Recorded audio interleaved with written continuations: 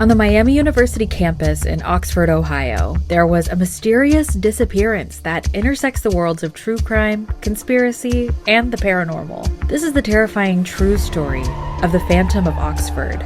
Ronald Tammen Jr. was not a typical student at Miami University. He was extremely involved in extracurriculars around the campus. He was a residence hall counselor for freshman students, a wrestler, active in the Delta Tau Delta fraternity, and his pride and joy was playing string bass in the college jazz band. Ronald was often described as kind, handsome, smart, and studious. All of his friends and family, including his 4 siblings, spoke very highly of him. One thing everyone agreed on was that Ron Tammen was not someone who would run away without saying goodbye. But on that snowy night on April 19th, 1953, 19-year-old Ronald Tammen disappeared and was never seen again. The theories regarding his disappearance are extremely varied. Some people think that Ronald was simply overwhelmed by school and had a mental health episode that ended in him dying from exposure to the elements. Others think foul play was at hand, potentially involving fraternity hazing. And some people even speculate that Tammen was recruited by the CIA and involved in MK Ultra.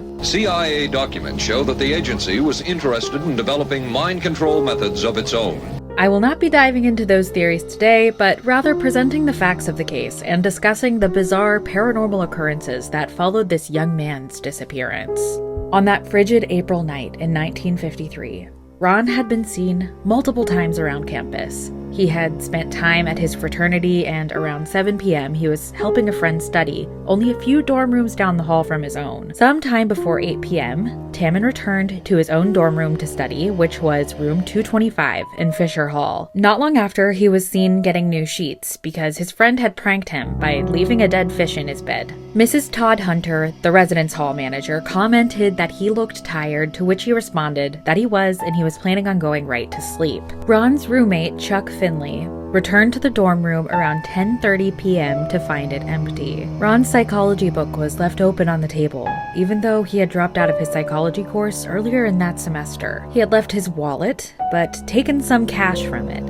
He left his coat and his car keys in the dorm room. His car was found in its typical parking spot with his beloved bass stored in the back seat. Since it was clear that Ron would not be gone for long, having left nearly all of his earthly belongings there, Chuck assumed he was spending the night at the frat house. Ron likely left his dorm room sometime between 9 to 10 p.m. When Ron did not return the next day, Chuck notified the authorities. There was a sighting of Ronald in 7 Mile, which is a community near campus. A woman said there was a knock at her door in the middle of the night, and when she answered, there was a young man who matched the description of the missing youth. She said that he appeared to be very confused and couldn't even remember his own name. He asked her where the nearest bus stop was, and she sent him on his way, but the buses weren't running that night. My mother said, well, that's the boy that was here at our door.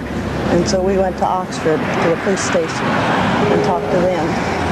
But I was at the door with my mother also, and I'm positive it was him. The story spreading through the newspaper about his disappearance was that he was suffering from amnesia. Hundreds of students and ROTC members joined in the search for Ron, but they never found any trace of him. Eventually, the case went cold.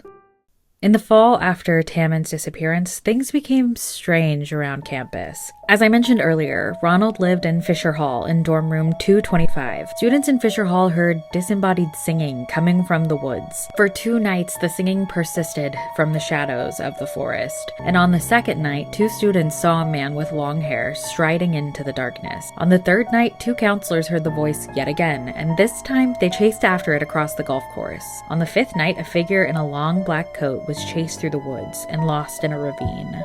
Fisher Hall has an interesting history as well. It was originally used as a sanitarium prior to being purchased by Miami University in 1925. By 1957, only 4 years after Ron's disappearance, Fisher Hall transitioned to the theater and drama department. Students began seeing unexplainable shadows and often heard muffled sounds from the condemned areas upstairs, where the dorms used to be. Fisher Hall was demolished in the 1970s, and the Miami University's Markham Hotel was built where it once stood.